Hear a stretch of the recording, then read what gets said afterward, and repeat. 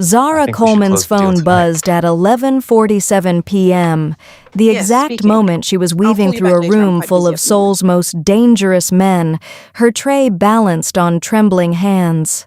She was invisible here at the Crimson Lotus, just another black waitress in a crisp white uniform moving like smoke through velvet booths and armed bodyguards. But when her screen lit up with a photo, her 8-year-old daughter Maya's terrified eyes, a stranger's hand clamped over her mouth, 4 words beneath. "The Park family sends regards." Invisibility shattered. In a room where breathing too loudly could cost you your life, Zara did the unthinkable. She walked directly to Han Seo-jin's table, the Ice King whose tattooed hands ruled Seoul's underworld, leaned close enough to feel the danger radiating from his skin, and whispered 4 words into his ear. "They took my daughter." The room didn't just freeze, it held its breath, because Seo-jin stood so abruptly that champagne glasses shattered against marble, his eyes locked onto hers with an intensity that made grown men flinch, and in a voice that carried the finality of an execution order, he said, "Get in the car. Welcome to Afro-Korean Dynasty Stories. Relax and enjoy this interesting story. To ensure you get first-hand notification of our latest stores, please subscribe, comment where you're watching from." This story crosses borders because betrayal speaks every language. Like and share. Before that night, Zara's existence was a carefully orchestrated performance of invisibility. She glided through the Crimson Lotus nightclub like a phantom, present but never acknowledged, essential but never seen.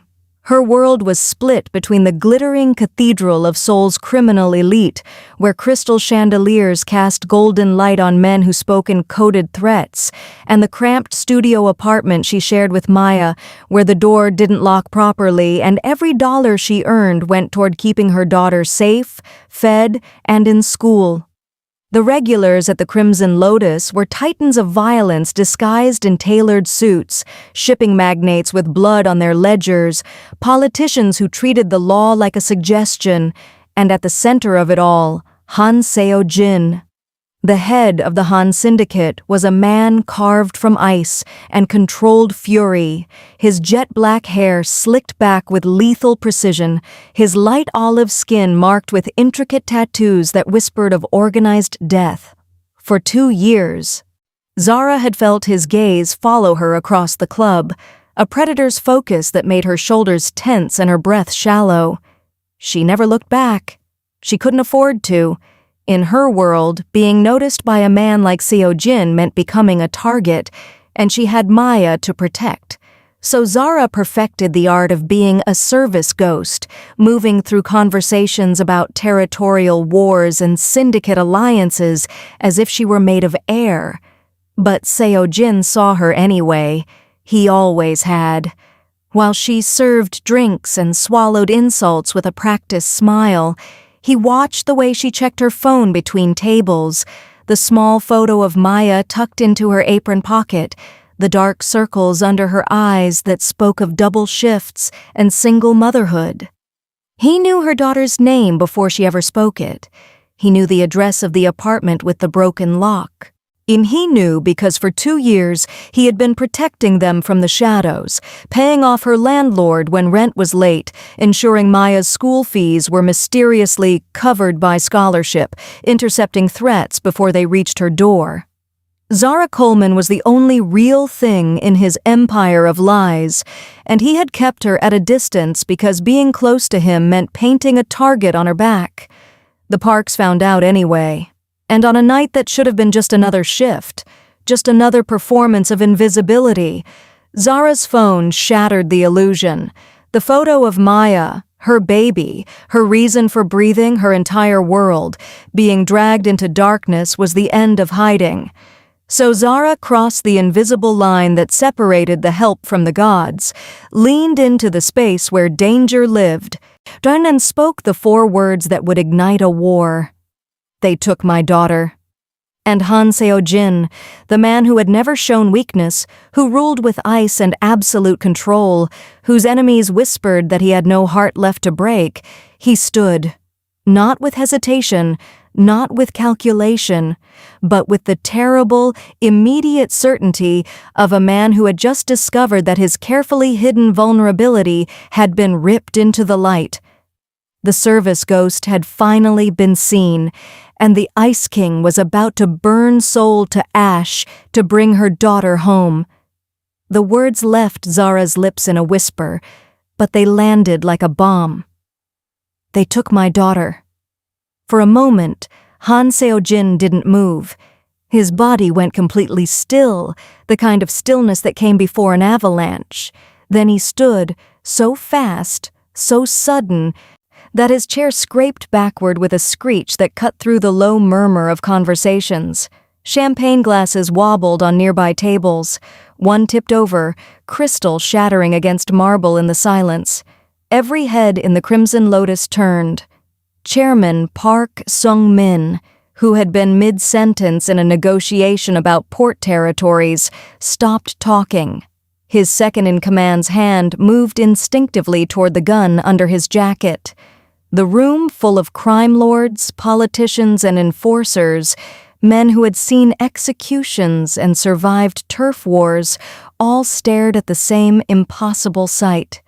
Han Seo-jin, the man who never showed emotion, standing beside a waitress with his jaw clenched so tight the muscle jumped beneath his skin. Seo-jin didn't look at them. He looked at Zara, in his dark eyes scanning her face with an intensity that felt like being pinned under a spotlight. His tattooed hand reached out and closed around her wrist, not rough but firm, claiming. "Come with me," he said. His voice was low, controlled, but there was something underneath it that made the hair on Zara's arms stand up, something sharp and barely leashed. He didn't wait for her to agree. He simply turned and walked toward the exit, pulling her with him through the maze of tables. His guards materialized from the shadows, forming a tight formation around them. Min-jun Choi, his right-hand man, appeared at Seo-jin's shoulder, his expression unreadable, but his hand resting on the weapon at his hip. Behind them, the room erupted in whispers. Zara heard fragments. "The waitress, what is he doing? Has he lost his mind?" But Seo-jin's grip on her wrist never loosened. They moved through the club's private entrance and into the cold night air, where a black armored SUV idled at the curb, engine rumbling like a predator waiting to strike. Seo-jin opened the back door and guided Zara inside with a hand on her lower back. He slid in beside her, and the door shut with a heavy, final thunk. The world outside disappeared behind bulletproof glass and tinted windows. Min-jun took the passenger seat. The driver didn't need to be told where to go. He just drove. Inside the car, the silence was suffocating. Zara's hands shook as she pulled out her phone and opened the message again. She didn't want to look at it. She didn't want to see Maya's terrified face. So the stranger's hand over her mouth, the familiar pink backpack that Zara had bought at a thrift store last month. But Seo-jin needed to see it. She held the phone out to him without speaking. Seo-jin took it, his tattooed fingers closing around the device. He stared at the photo for a long moment, his expression carved from stone. But his knuckles went white where they gripped the phone. The only sound was the hum of the engine and Zara's ragged breathing. Then Seo-jin pulled out his own phone and made one call. When the person on the other end answered, he didn't waste time on greetings. "Find the girl," he said. His voice was arctic, calm, the kind of calm that came before a massacre. "I don't care what it costs. I don't care who you have to break. Find her." He paused, listening. His jaw tightened. You have 2 hours." He ended the call and handed Zara's phone back to her. When he finally looked at her, his eyes were black and cold, but there was something else there too, something that looked almost like fury wrapped in ice. "Where does Maya go to school?" he asked. "Hannam Elementary," Zara whispered. Her voice cracked. She was supposed to be at home. I left her with Mrs. Kim next door. She always stays with Mrs. Kim when I work nights." Seo-jin pulled out his phone again and typed rapidly. Within seconds, Min-jun's phone buzzed. "Send someone to the neighbor's apartment," Seo-jin said without looking up. "Find out what happened, and get eyes on every Park family property in the city." Zara's chest tightened. "The Parks? Why would they?" "Because they know," Seo-jin said, cutting her off. His voice was still calm, but his hands were clenched into fists now. "They know you matter to me." The words hung in the air between them. Zara stared at him, her mind trying to catch up. "What do you mean I matter to you? I'm just—" "You're not just anything," Seo-jin interrupted. He turned to face her fully, and for the first time she saw the crack in his armor, the rage simmering just beneath his control. "You never were." The SUV pulled through iron gates that looked like they could stop a tank. Zara watched through the tinted window as they climbed a winding road up into the hills, leaving the city lights below. Seo-jin's compound sat at the top like a fortress, all black stone and glass, surrounded by high walls and guards who moved with military precision. They didn't go through the main entrance. Instead, the car descended into an underground garage where more armed men waited. Seo-jin was out of the vehicle before it fully stopped, his hand finding Zara's wrist again as he pulled her toward a steel door. She stumbled to keep up, her waitress shoes clicking against concrete. The door opened into a hallway lined with more guards, then into a room that made Zara's breath catch. Wall-to-wall screens covered 3 sides, showing live feeds from cameras all over Seoul, satellite maps, traffic patterns, building layouts. A dozen people sat at computer stations, fingers flying over keyboards, headsets pressed to their ears. This wasn't an office. This was a command center. Min-jun was already there, barking orders in rapid Korean. When he saw Seo-jin enter, he crossed the room immediately. "We've got the neighbor," he said. "Mrs. In Kim was knocked unconscious around 10:30. She just woke up at the hospital. She didn't see who took the girl, but building security cameras caught a black van. No plates." "Show me," Seo-jin said. Min-jun gestured to one of the screens. Grainy footage appeared. Maya walking down the hallway of Zara's apartment building, her pink backpack bouncing on her small shoulders. Then 3 men in dark clothes stepped out from the stairwell. Maya tried to run. One of them grabbed her, clamped a hand over her mouth. The other 2 moved fast, efficient. Within seconds, Maya was gone. Zara's knees buckled. Seo-jin caught her before she hit the floor, his arm around her waist, holding her upright. "Breathe," he said quietly. It wasn't gentle, but it was steady. "She's alive. They need her alive." "Why?" Zara gasped. "Why would they take her?" "To get to me," Seo-jin said. He guided her to a chair and made her sit. Then he turned to Min-jun. "Where did the van go?" "We're tracking it now. It stayed off main roads, avoided traffic cameras, but we've got partial hits from private security systems, heading northeast, toward the industrial district." "Park owns 3 warehouses out there," Seo-jin said. His voice was still that terrible calm, but his jaw was tight. "Send teams to all of them, quietly. I want eyes inside before we move." Min-jun nodded and started issuing orders. Seo-jin pulled out his phone and made another call, this one in English. "I need satellite coverage on the Northeast Industrial Zone. Yes, now. I don't care what it costs." He rattled off coordinates, then hung up. Zara watched him, her mind spinning. This wasn't just power. This was an empire. "How long?" she whispered. "How long have you been watching me?" Seo-jin stopped moving.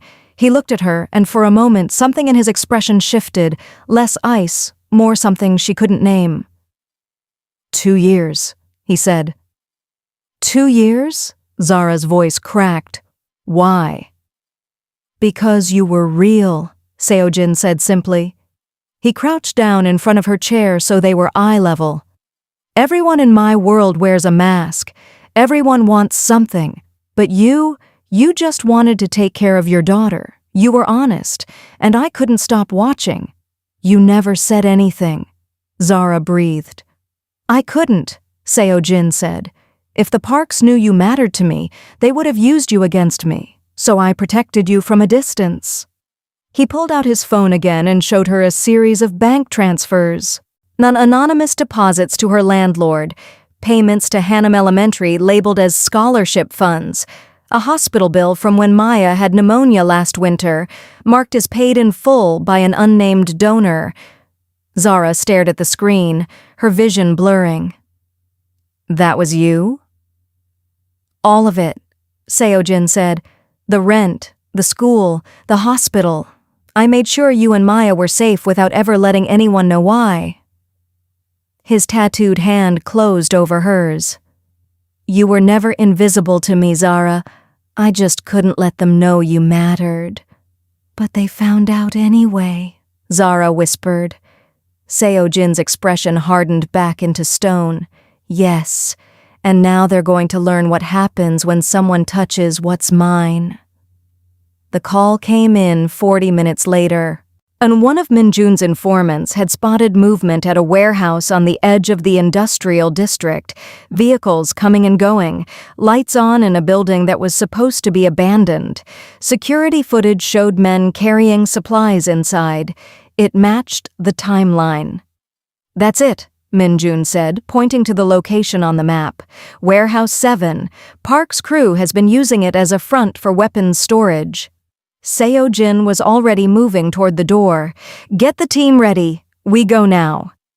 Wait, Zara said, standing up so fast her chair scraped backward. I'm coming with you. Seo-jin turned to look at her, his expression unreadable. No, you stay here where it's safe. She's my daughter, Zara said, her voice shaking but firm. I'm not sitting in this room while you go get her. I'm coming. For a moment, Seo-jin just stared at her. Then he nodded once, sharp. Stay behind me. Do exactly what I say. If I tell you to run, you run. 10 minutes later, Zara was in the back of an armored SUV again, surrounded by men with guns and bulletproof vests.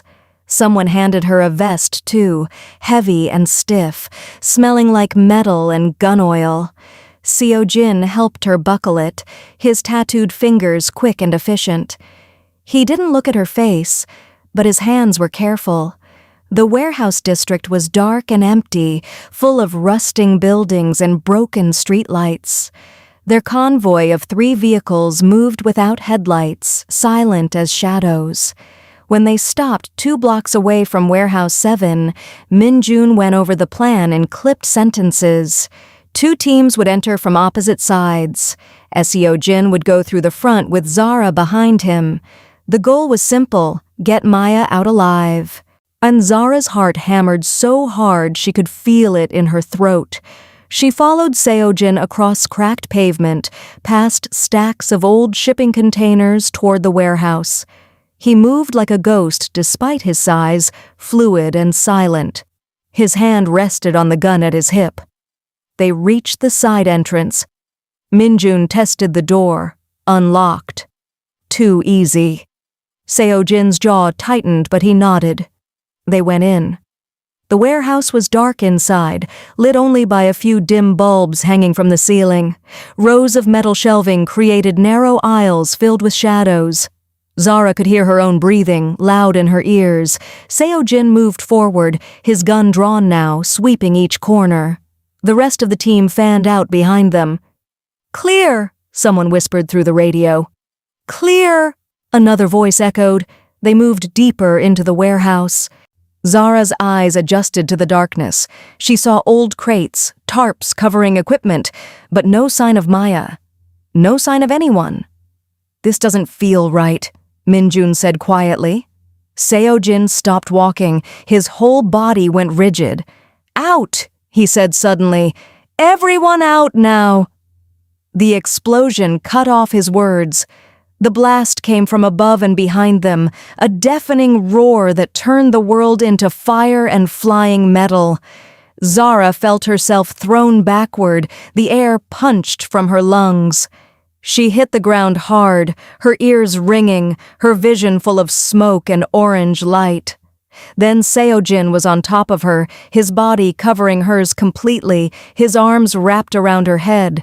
She felt him jerk once, twice as shrapnel tore into his back. He didn't make a sound, but his grip on her tightened. More explosions followed, smaller ones, strategic. I designed to collapse the warehouse entrance and trap them inside. The ceiling groaned. Metal screamed as it bent and twisted. "Move! Move!" Minjun's voice cut through the chaos. Hands grabbed Zara, pulled her out from under Seo-jin's weight. She tried to fight them, tried to stay, but Minjun was dragging her toward a gap in the wall where smoke poured out. She looked back and saw Seo-jin trying to stand. His black jacket was shredded, dark with blood. His back, God, his back was torn open, pieces of metal embedded in his skin. But he was still moving, still following them out. They burst into the night air, coughing and stumbling. Zara's hands were shaking, covered in soot, and something wet and dark. She looked down and realized it was blood, Seo-jin's blood. "It was a trap," Minjun said, his voice tight with fury. "They knew we were coming." Seo-jin collapsed against the side of the SUV, his breathing ragged. Zara dropped to her knees beside him, her hands hovering over his destroyed back, not knowing how to help. "You're hurt," she gasped. "You need a hospital." "I'm fine," Seo-jin gritted out. He turned his head to look at her, and even through the pain in his eyes, there was something else, something fierce. "Are you hurt?" "No, but you—" "Then it was worth it," he said. Zara stared at him, and suddenly she understood. He hadn't covered her body with his because it was tactical. He hadn't taken shrapnel to his back because it was part of some plan. He had done it because the thought of her dying was worse than any pain. This wasn't strategy, this was devotion. The compound's medical room looked more like a hospital operating room than anything Zara had ever seen in a home. Bright lights, steel tables, medical equipment that beeped and hummed. 2 men in surgical masks worked on Seo-jin's back while he sat shirtless on the edge of the table, his tattooed hands gripping the metal edge hard enough to make his knuckles white. Zara stood in the corner, her arms wrapped around herself, watching. She couldn't look away. Every time the medic pulled another piece of shrapnel from Seo-jin's skin, she flinched. Every time they stitched another wound closed, her stomach twisted. There were so many cuts, so much blood. And it was all because he had covered her body with his. Seo-jin hadn't made a sound since they started working on him. Not a groan, not a hiss of pain. He just sat there, a breathing steady, staring at the wall like he could will himself not to feel it. But Zara saw the tension in his shoulders, the way his jaw clenched every time the needle pierced his skin. Minjun stood near the door on his phone, coordinating the next steps. His voice was low and angry. "I want to know how they knew we were coming. Someone talked. Find out who." The medic tied off the last stitch and stepped back. "You're done," he said to Seo-jin, "but you need to rest. No physical activity for at least—" "I don't have time to rest," Seo-jin said. He stood up, wincing slightly, and reached for a clean black shirt that Minjun handed him. He pulled it on carefully, his movements stiff. Zara watched him button the shirt, covering the bandages, hiding the damage. Her hands were still shaking. She had scrubbed Seo-jin's blood off in the bathroom, but she could still feel it on her skin, sticky and warm. "We need a new plan," Min-jun said. "The Parks are playing with us. They wanted us to hit that warehouse. They wanted us to know it was a trap." "They're trying to make me afraid," Seo-jin said. His voice was cold again, controlled. "They want me to hesitate." "And what about Maya?" Zara's voice came out quiet, but it cut through the room like a knife. Everyone stopped talking. Seo-jin turned to look at her. "What about my daughter?" Zara said again, louder this time. Her voice shook, but not with fear, with something sharper, hotter. "While you're planning and strategizing and trying to figure out who betrayed you, my baby is out there, alone, scared, waiting for me." "Zara," Seo-jin started. "Don't," Zara said. She stepped forward, her hands curling into fists. "Don't tell me to calm down. Don't tell me to wait. I've been waiting. I've been standing here watching you bleed while my daughter is God knows where, and I can't—" Her voice cracked. "I can't just stand here anymore." "We're doing everything we can," Min-jun said carefully. "It's not enough." Zara's voice rose, sharp and raw. "They knew you were coming because you're predictable. You're playing their game. But Maya, she doesn't have time for games. She doesn't have time for you to be careful." Seo-jin's expression didn't change, but something flickered in his eyes. "What are you saying?" "I'm saying I want to be part of this," Zara said. She stepped closer to him, close enough to see the pain he was hiding behind that cold mask. "I'm not sitting in this compound while you go after her. She's my daughter. I'm coming with you." "No," Seo-jin said flatly. "You'll get yourself killed." "I don't care," Zara shot back. "If Maya dies, I'm dead anyway. So either let me help you find her or get out of my way and I'll do it myself." The room went silent. Min-jun looked between them, his expression unreadable. Seo-jin stared at Zara for a long moment. She stared back, refusing to back down, refusing to look away. She was done being invisible, done being quiet. Her daughter needed her, and she would walk through fire to get to her. "You don't understand what you're asking," Seo-jin said quietly. "These people, the Parks, they don't play fair. They will hurt you to get to me. They will use you." "Then teach me how to fight back," Zara said.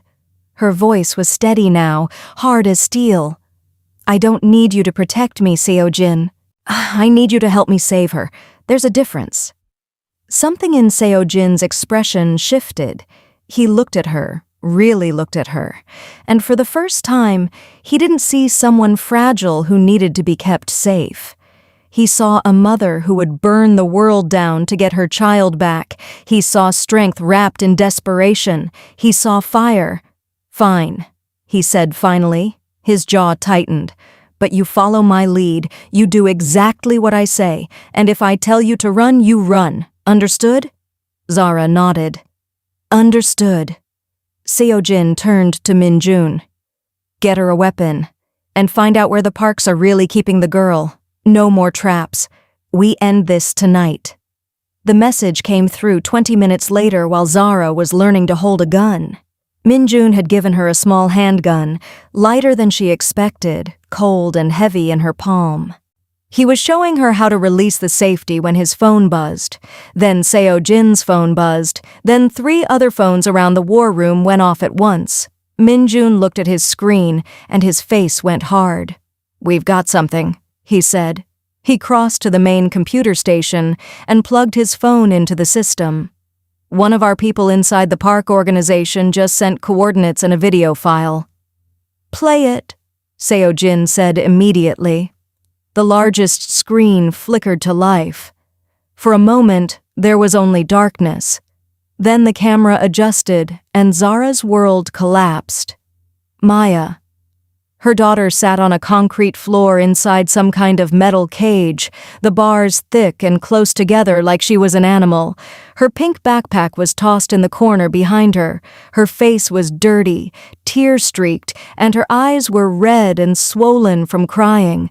She wore the same yellow shirt she'd had on when Zara kissed her goodbye before her shift. It felt like a lifetime ago. Maya's small hands gripped the bars of the cage. "Mama," she said, her voice tiny and broken. "Mama, where are you?" Zara made a sound, something between a gasp and a sob. Her legs went weak. Seojin's hand shot out and gripped her elbow, holding her upright. Then Chairman Park's voice filled the room, smooth and cold like oil over ice. The camera didn't show his face, but Zara could hear him perfectly. "Han Seo-jin," Park said, "I assume you're watching this.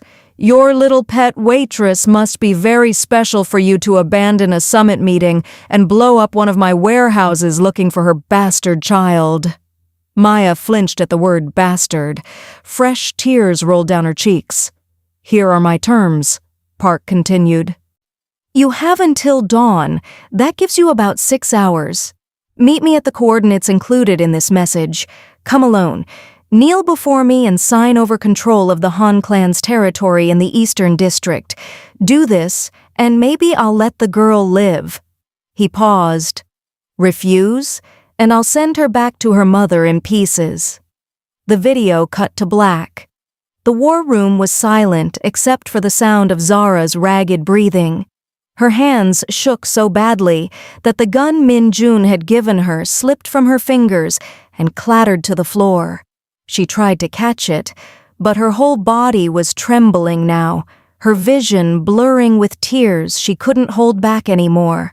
Seo-jin bent down and picked up the gun. Then he caught Zara's hands in his tattooed fingers warm and solid around hers.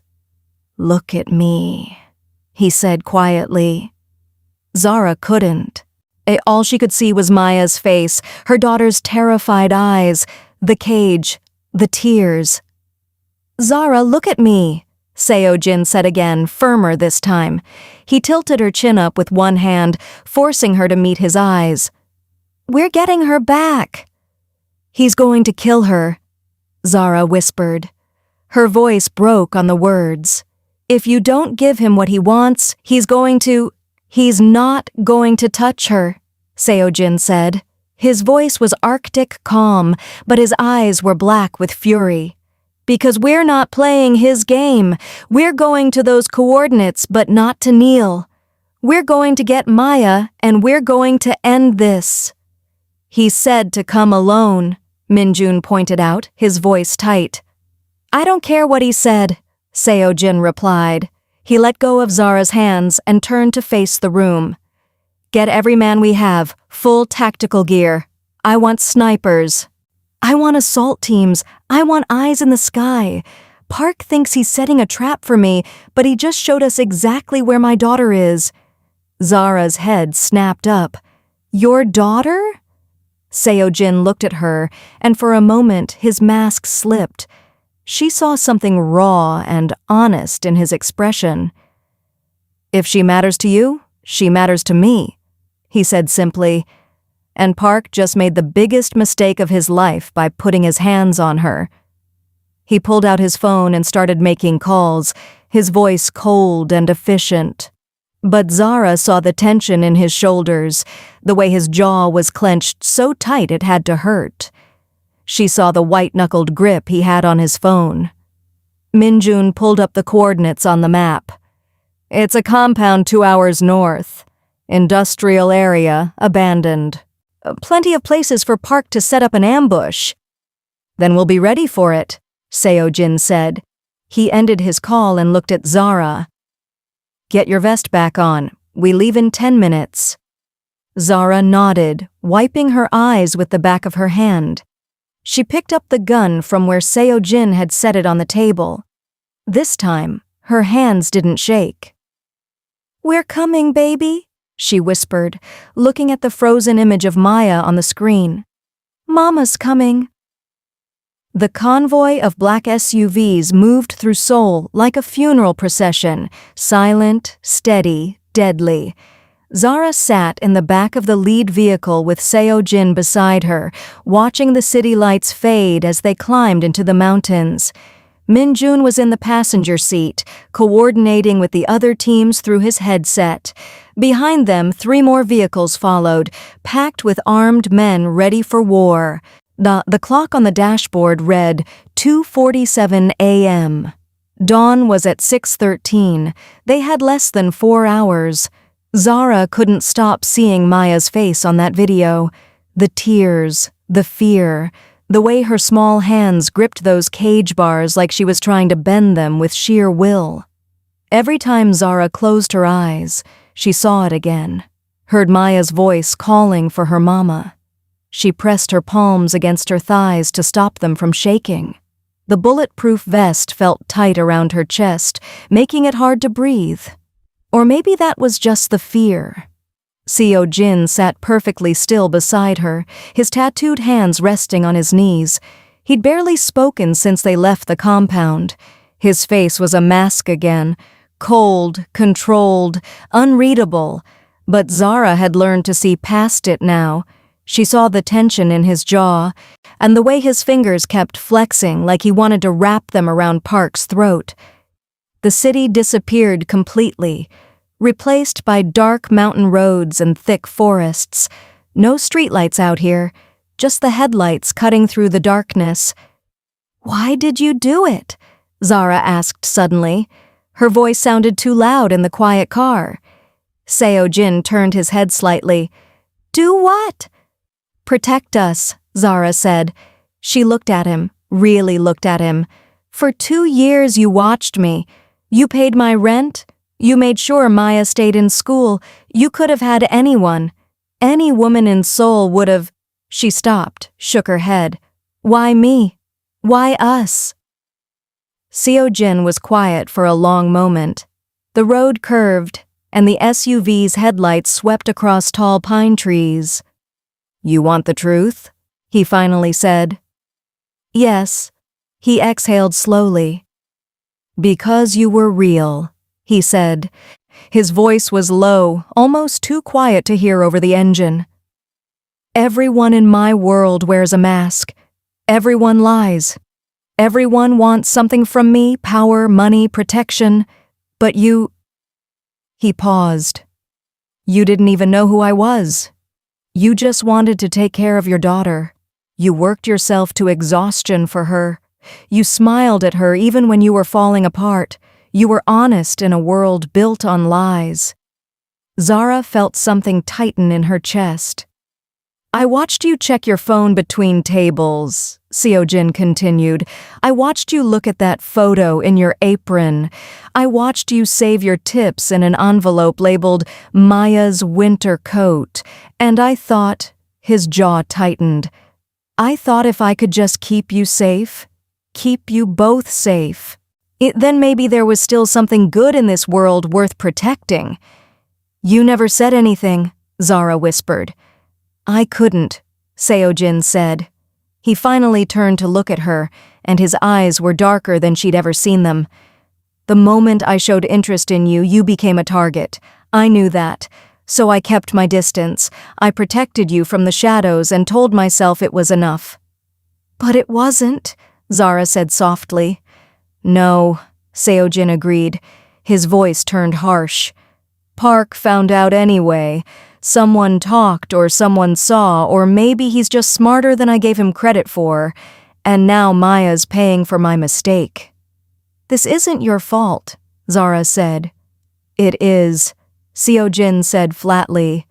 "I should have been more careful. I should have—" "Stop," Zara interrupted. She reached out and put her hand over his. His skin was warm, his knuckles scarred. "You can blame yourself later. Right now I just need you to bring her home." Seo-jin looked down at their hands. For a moment he didn't move. Then his fingers curled around hers, holding tight. "I will," he said. It wasn't a promise, it was a vow. "I don't care what Park wants. I don't care if I have to burn that entire compound to the ground. I'm bringing Maya back to you." Zara squeezed his hand, and for the first time since that video played, she felt something other than fear. She felt hope, dangerous, fragile hope. Approaching the location, Minjun said from the front seat.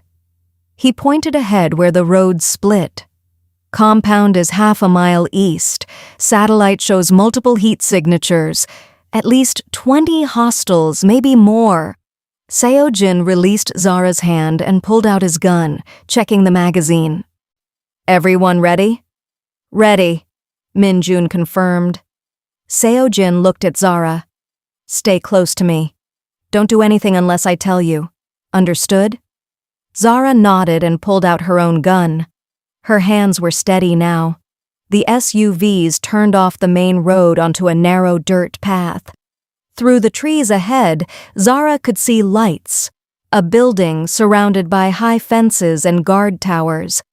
They were here, and somewhere inside that compound, behind those walls and guns, was her daughter.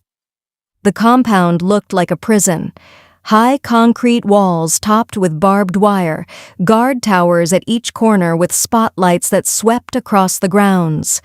The iron gates stood open, an invitation, a trap. Seo-jin's convoy rolled through slowly, headlights off now, moving on nothing but moonlight and engine hum. They stopped in the center of the courtyard. Then 30 armed men surrounded them, assault rifles pointed at the SUVs. More men lined the rooftops, barely visible in the darkness. This wasn't just an ambush. This was an execution ground. Seo-jin opened his door and stepped out. Zara followed, her heart hammering so hard she could barely breathe. Minjun and the rest of Seo-jin's men climbed out of the other vehicles, but they were outnumbered at least 3-1. Maybe worse. Floodlights suddenly blazed to life, blinding and hot, turning night into harsh day. Zara squinted against the glare. When her vision adjusted, she saw him. Chairman Park Sung-min stood in the center of the courtyard like a king on his throne. He was older than she expected, maybe 60, with silver hair and a face like weathered stone. He wore an expensive suit despite the late hour, perfectly pressed, not a wrinkle in sight. And beside him, just to his left, was the cage. Maya. Zara's breath stopped. Her daughter sat huddled in the corner of the metal cage, knees pulled to her chest, face buried in her arms. The pink backpack was still there in the corner. Maya looked so small, so fragile, so terribly alone. "Maya!" Zara screamed. She started forward, but Seo-jin's hand shot out and caught her wrist, holding her back. Maya's head jerked up, her eyes went wide. "Mama!" she sobbed. She scrambled to the bars, reaching through them. "Mama, I'm scared." "I know, baby," Zara choked out. "I know. I'm here now. I'm right here." Park smiled. It was a cold, cruel smile. "How touching," he said. His voice carried across the courtyard, calm and conversational. "The waitress and her bastard child. Tell me, Seo-jin, was she worth it? Was this woman worth destroying your reputation, abandoning a summit, starting a war?" Seo-jin said nothing. His face was stone, but his tattooed hand tightened on Zara's wrist, not to restrain her, but to ground her, to remind her he was there. Park pulled a gun from inside his jacket and pressed the barrel against the cage's lock. Maya screamed and scrambled backward. "Here are my terms," Park said. "They're very simple. Kneel before me, Seo-jin. Sign over control of the Eastern District. Admit to everyone here that you've gone soft, that you let a woman make you weak. Do this, and I'll consider letting the girl live." "Don't you dare!" Zara hissed at Seo-jin. "Don't you kneel to him!" But Seo-jin was already moving. He let go of Zara's wrist and stepped forward, past the line of Park's guards, into the open space between them. His face showed nothing, but Zara saw his hands curl into fists, saw the muscle jump in his jaw. "If I kneel," Seojin said quietly, "you let them both go, unharmed." "No!" Zara shouted. "Seojin, no!" Park's smile widened. "You have my word." "Your word means nothing," Seojin said. But he began to lower himself anyway, slowly, deliberately, his knees starting to bend. The most powerful man in Seoul's underworld, kneeling in the dirt for a child who wasn't even his. Zara watched his knees bend, and something inside her snapped. This man had bled for her, had protected her and Maya for 2 years, had walked into trap after trap to save her daughter, and now he was going to destroy himself, humiliate himself, lose everything, for them. No. She saw the guard closest to her, young, maybe 20, his rifle pointed at the ground. In one quick motion, Zara lunged forward and yanked the gun from his hands. He was too surprised to stop her. She spun around and pressed the barrel against her own temple, her finger on the trigger. The entire courtyard went silent. "Stop," Zara said. Her voice shook, but it carried. "Everyone stop." Seojin froze, halfway to his knees. His head whipped around to stare at her, his eyes wide with something that looked like fear for the first time since she'd met him. "Put the gun down, Zara," he said carefully. "No," Zara said. She looked at Park, whose smile had vanished. "You want leverage? Here it is. Shoot my daughter and I pull this trigger. I die and you have nothing. No leverage, no deal. And he—" She jerked her head toward Seojin. "He has nothing left to lose." "Do you know what he'll do to you when he has nothing left to lose?" Park's face hardened.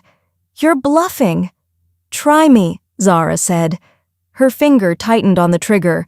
"I've spent 8 years keeping that little girl alive. If she dies, I die.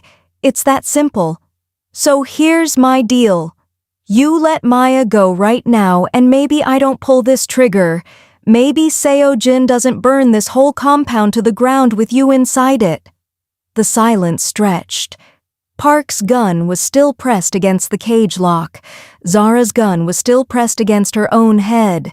Seojin stood frozen between them, his whole body coiled like a spring about to break. Then Park's hand started to shake. Just slightly, just enough. Zara saw it and knew she'd won.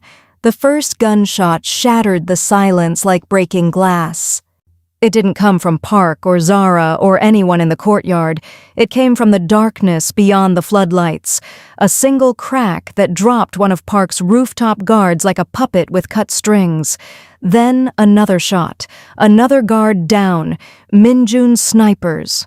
Park's head whipped around, his face twisting with fury. "What?" The compound exploded into chaos. Minjun's strike teams stormed through 3 different entry points at once, over the walls, through the gates, up from the rear where they'd cut through the fence in the dark.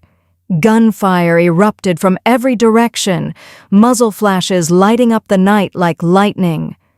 Park's men scattered trying to find cover, trying to return fire, but they'd been caught completely off guard. Seojin moved the instant the first shot rang out. He was on his feet and running toward the cage, his gun drawn, firing with brutal precision. 1 shot, 1 body. He didn't waste bullets, didn't hesitate. Every movement was clean, efficient, lethal. Zara dropped her gun from her temple and ran after him. Bullets whizzed past her head, so close she felt the air move. Someone grabbed her arm, one of Park's guards, and she twisted, drove her elbow into his throat like Minjun had taught her in those frantic 10 minutes before they left. The guard went down choking, and Zara kept running. "Maya!" she screamed. "Hold on, baby!" Maya was pressed against the back of the cage, her hands over her ears, sobbing. The cage sat in the middle of the courtyard, the worst possible place, completely exposed. Bullets pinged off the metal bars. One ricocheted so close to Maya's head that she screamed. Seojin reached the cage first.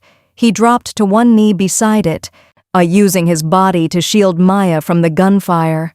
"I've got you," he said to the little girl. His voice was surprisingly gentle despite the chaos. "Close your eyes. Don't look." Park appeared from behind a concrete barrier, his face dark with rage. Blood ran down his temple where shrapnel had grazed him. His expensive suit was torn and dirty. He'd lost his kingdom in the span of 30 seconds and he knew it. But he still had his gun. "You destroyed everything," Park screamed at Seojin. He raised the weapon, but he didn't aim it at Seojin. He aimed it at Maya through the bars of the cage. "If I can't have soul, neither can you."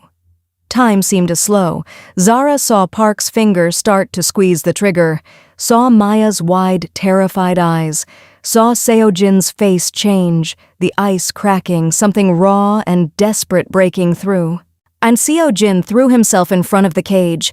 The gunshot was deafening. The bullet caught Seojin high in the shoulder, punching through muscle and bone. Blood sprayed. His body jerked from the impact, but he didn't fall, didn't even step back. He just turned to look at Park with eyes that were completely, utterly empty of mercy. Park's hand was shaking now. He tried to aim again, tried to fire, but Seojin was already moving. Despite the bullet in his shoulder, despite the blood running down his chest, he closed the distance between them in 2 strides. His tattooed hand shot out and caught Park by the throat. "You touched her," Seojin said quietly. His voice was flat, dead, terrifying. "You put your hands on a child." Park clawed at Seojin's grip, gasping for air. His gun fell from his fingers. Seojin's other hand came up to the side of Park's head. For a moment, they stood like that, Park's face going purple, his legs kicking uselessly. Then Seojin twisted. The crack of Park's neck breaking was sharp and final. His body went limp. Seojin let him drop to the ground like garbage, then swayed on his feet. His shoulder was bleeding badly now, soaking through his black shirt, dripping onto the concrete. "The key!" Zara gasped, running to his side. "Where's the key?" Seojin's hand was still clenched in a fist. He opened it slowly, painfully. A small silver key lay in his blood-stained palm. He'd taken it from Park's pocket during those final seconds. Zara grabbed it and dropped to her knees in front of the cage. Her hand shook so badly it took 3 tries to get the key in the lock. When it finally turned and the cage door swung open, Maya practically flew into her arms. "Mama!" Maya sobbed, wrapping her small arms around Zara's neck so tight it hurt. "Mama! Mama! Mama!" "I've got you!" Zara gasped. She held her daughter close, one hand cradling Maya's head, the other wrapped around her back. "I've got you, baby. You're safe now. You're safe." Behind her, she heard Seojin collapse to his knees. Minjun appeared at his side immediately, pressing something against the bullet wound. "Medic!" he shouted. "I need a medic now!" The gunfire was dying down. Park's men were either dead or surrendering. The compound was theirs. Maya pulled back just enough to look at Zara's face. Her cheeks were dirty and tear-streaked, but her eyes, those brave, beautiful eyes, were full of trust. "I knew you'd come," she whispered. "I told them you'd come. I told them my mama always comes." Zara kissed her daughter's forehead, her cheeks, her hair. "Always," she promised. "Always, always, always." The medics wrapped Seojin's shoulder in the middle of the courtyard, while bodies were still being cleared away. He sat on the ground, his back against the concrete barrier, his face pale from blood loss, but his eyes still alert. Maya had refused to let go of Zara, so they sat together a few feet away, the little girl curled in her mother's lap, with her face buried in Zara's chest. Minjun coordinated the cleanup, barking orders into his headset. Park's remaining men were being zip-tied and loaded into trucks. The compound would be burned to the ground by sunrise. No evidence, no trace. That was how Seo-jin's world worked. When the medic finally finished bandaging the shoulder wound, Seo-jin waved him away and stood up slowly. He crossed the courtyard to where Zara and Maya sat. Every step looked like it hurt, but he didn't stop until he was standing right in front of them. Then he did something Zara never expected. He lowered himself to his knees, not the forced, humiliating kneel Park had demanded. This was different. This was a man choosing to make himself equal, choosing to meet a child at eye level. "Maya," Seo-jin said quietly. Maya peeked out from Zara's chest, her eyes red and swollen. She looked at him with cautious curiosity.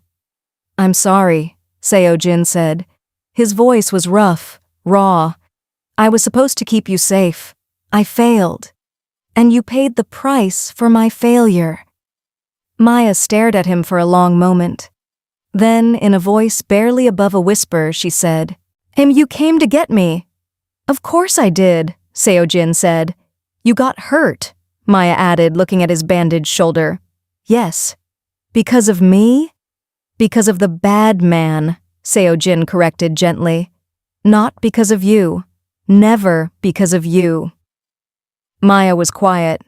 Then she slowly unwrapped one arm from around Zara and reached out to touch the edge of Seo-jin's bandage. "Does it hurt?" "A little," Seo-jin admitted. "Mama says you're brave," Maya said.